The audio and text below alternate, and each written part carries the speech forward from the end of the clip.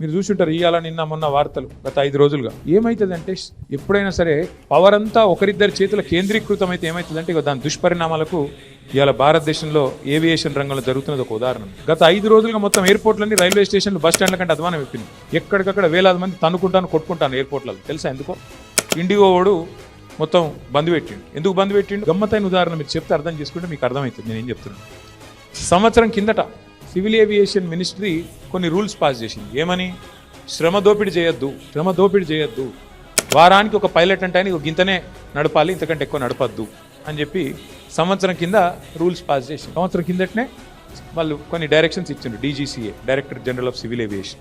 IndiGo, air India రెండే ఉన్నాయి భారతదేశంలో, ఇంకోటి లేడు. ఇప్పుడు ఏమైందంటే ఇది లిటరల్గా 2 వ్యక్తుల చేతులు మొత్తం భారతదేశంలోని విమానయానం మొత్తం 2 సంస్థల చేతులు ఆధీనం అయిపోయింది. ఏమైంది వాళ్ళ దానివల్ల?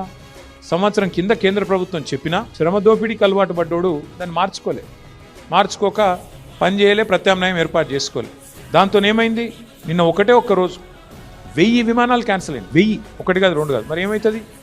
ఎయిర్పోర్ట్ బస్ స్టాండ్ అయిపోయింది. వాస్తవం ఏం జరుగుతుంది? కొంతమంది వ్యక్తుల చేతుల్లోనే మొత్తం శక్తి కేంద్రీకృతమైతే దానికి ఒక గొప్ప ఉదాహరణ, దుష్పరిణామానికి గొప్ప ఉదాహరణ నిన్న మొన్న విమానయాన రంగంలో జరుగుతున్న వ్యవహారం.